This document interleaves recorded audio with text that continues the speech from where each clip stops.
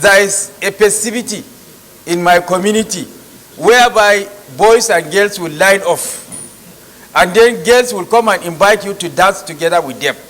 So when we line up together, girls will only come and invite drivers to dance with them. They will not invite those of us that are not drivers. I now said, okay, if that is the case, let me also go and be a driver.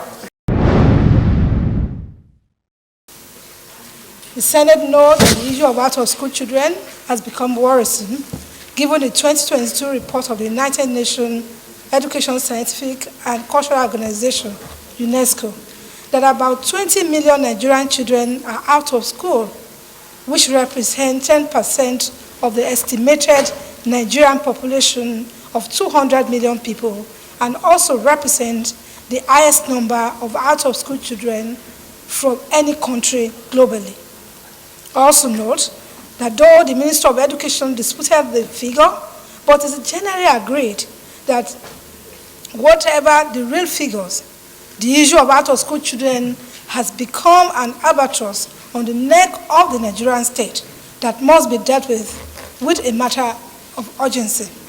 Further note that the social impacts of having about 20 million out-of-school children on the Nigerian state will include impediment to achieving some of the United Nations Sustainable Development Goals, especially Goal 4, which is to ensure inclusiveness and equitable quality of education and promotion of lifelong learning opportunities for all.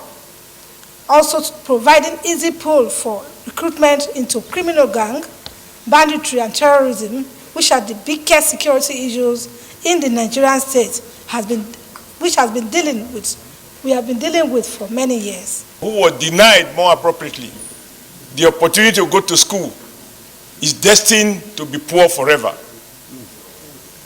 An illiterate young man or woman is bound to give birth to another illiterate child, which will lead to a dynasty of the poor, constituting a risk to the rich. As far back as 1919, the world was unanimous that poverty anywhere is a threat to prosperity everywhere. Today in Nigeria, we can see, and we are witnesses, that inequality and abject poverty anywhere in Nigeria has constituted a huge security risk to everyone in Nigeria. What I want to propose we do differently is that this country is clear that every Nigerian child needs to go to school, which is what informs the universal basic education, under which the federal government subsidizes state government to the tune of 50%. Your Excellency, Mr. President, as governor of Akwa Ibom State, I am sure you spent a lot of Akwa Ibom resources to attract federal matching grant to ensure that the children in Akwa Ibom went not only to primary school, to secondary school, but to complete their basic education and even up to secondary school full level. Together, sir, we had the opportunity to be in council where some governors lament that they don't have the money even to attract the 50% subsidy that the federal government provides under the Universal Basic Education Law. What I suggest we do is that when we lament generally, we lump the good, the bad, and the ugly together. That way, no one is ashamed.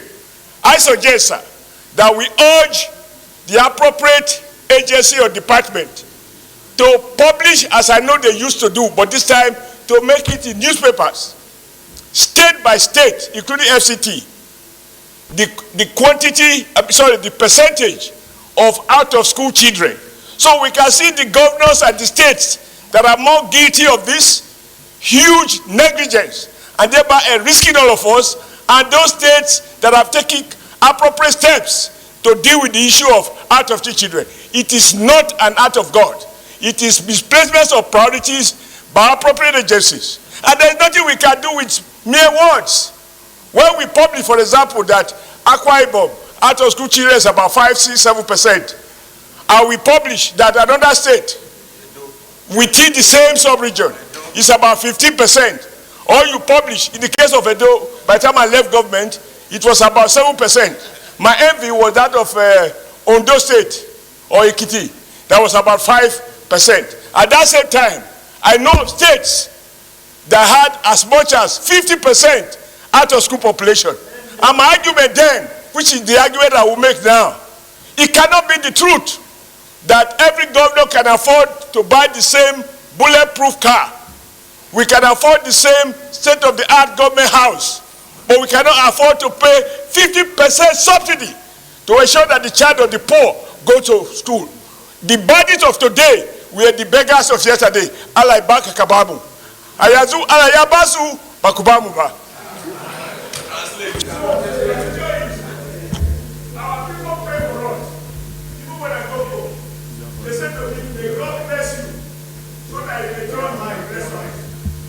We need to. Yes. We need to.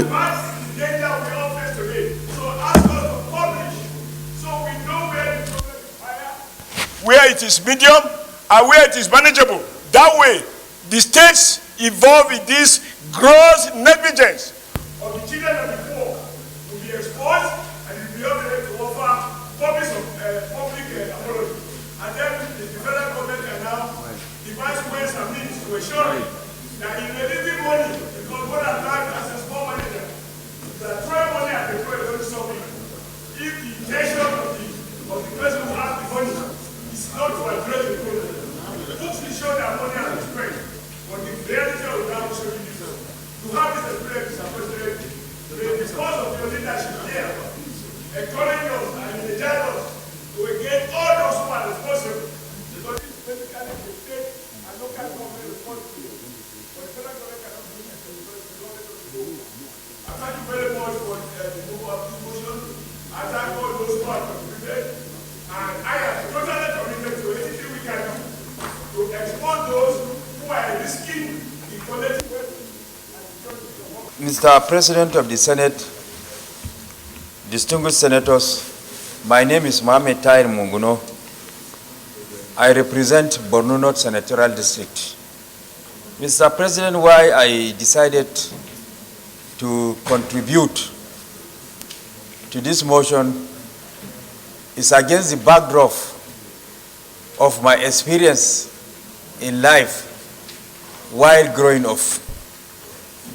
Mr. President, distinguished senators, it may interest you to know that while I was at primary 7, out of my own volition, I decided to drop out of school. And the reason why I dropped out of school was in my community, then the vogue is to be a driver. Because once you are a driver, you are the talk of town and the elites in my community. When we go for festivities, there is a festivity in my community whereby boys and girls will line up, and then girls will come and invite you to dance together with them. So when we line up together, girls will only come and invite drivers to dance with them. They will not invite those of us that are not drivers.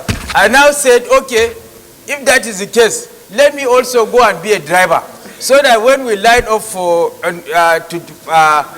festivities, girls will also come and invite me to dance with them. So because of that, Mr. President, I dropped out of school. But because of the persistence. Mr. President,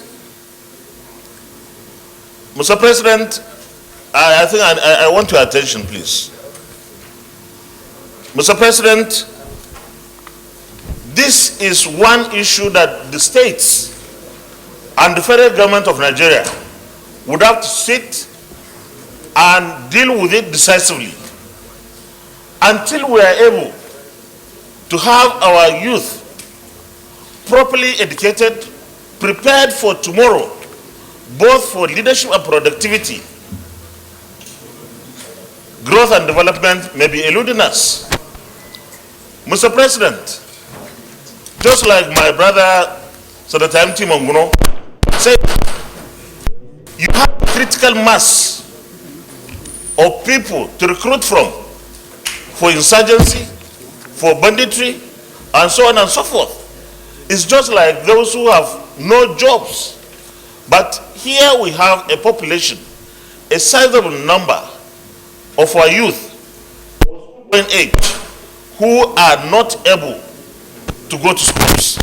And I believe that we must do everything and anything possible to deal with this issue, because it will continue to militate against our development, and it will continue to provide the pipe, the kind of support for the insecurity we suffer from. The insurgency in the Northeast, for example, many who were part and parcel of the insurgency were people who are not going to school. And I believe that if we do invest properly, we could harness the best for our country. Thank you very much, Mr. President.